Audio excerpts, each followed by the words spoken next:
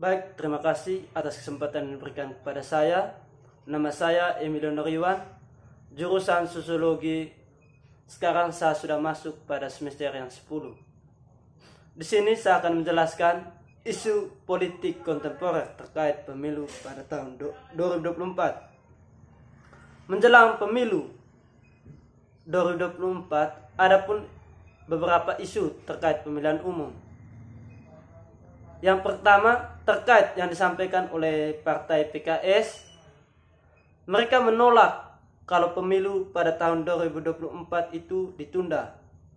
Kemudian soal isu menjadi presiden pun mereka menolak jika itu sampai 3 periode.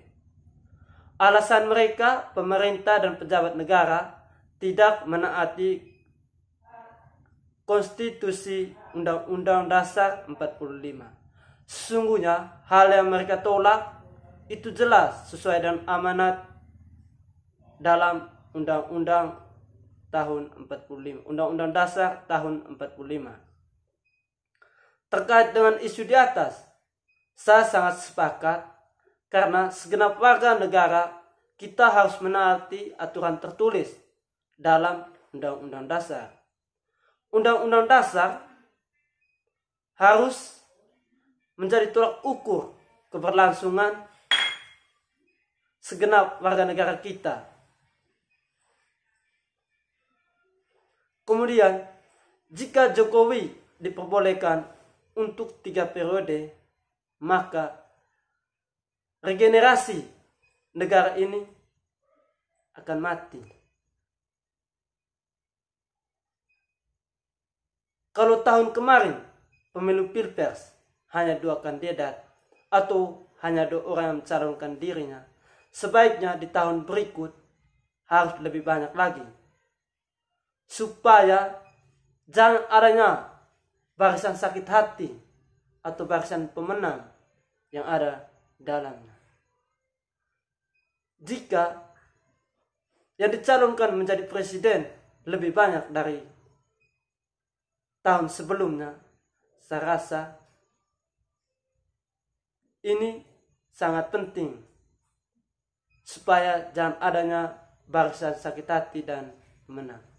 Di sini juga saya berpendapat pembagian kesentrakan pemilu. Ia mengatakan hal tersebut berkaitan pula dengan adanya putusan Mahkamah Konstitusi yang tetap memutuskan bahwa pileg serentak dan pilpres. Selain itu, konsekuensi penyatuan rezim undang-undang pemilu juga merupakan isu krusial dalam RUU pemilu, termasuk pengaturan waktu pilkada serentak.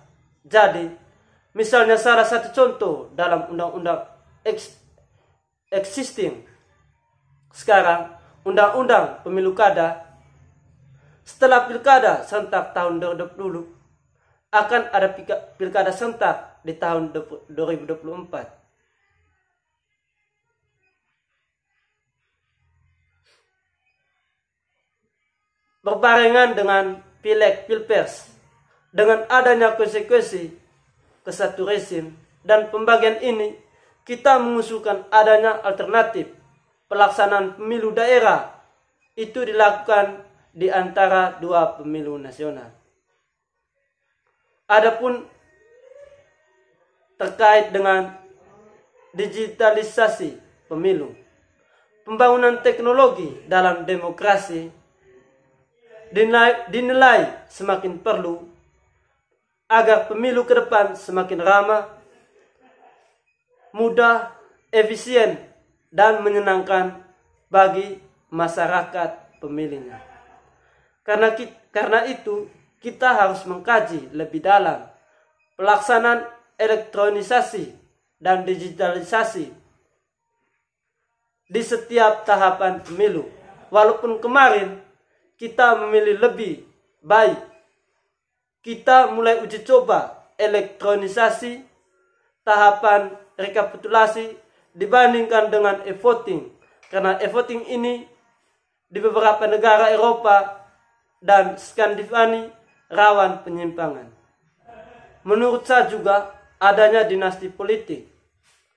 Dengan dinasti politik, pergantian kepemimpinan mirip kerajaan, sebab kekuasaan diwariskan turun-temurun dari pemilik dinasti kepada ahli waris, agar kekuasaan tetap berada pada lingkungan keluarga. Contohnya, presiden dan anak presiden. Jika mereka tidak sampai pada titik presiden, otomatis mereka akan menjadi salah satu pemimpin pada partai-partai tertentu. Baik, terima kasih. Itu saja yang mungkin saya dapat sampaikan.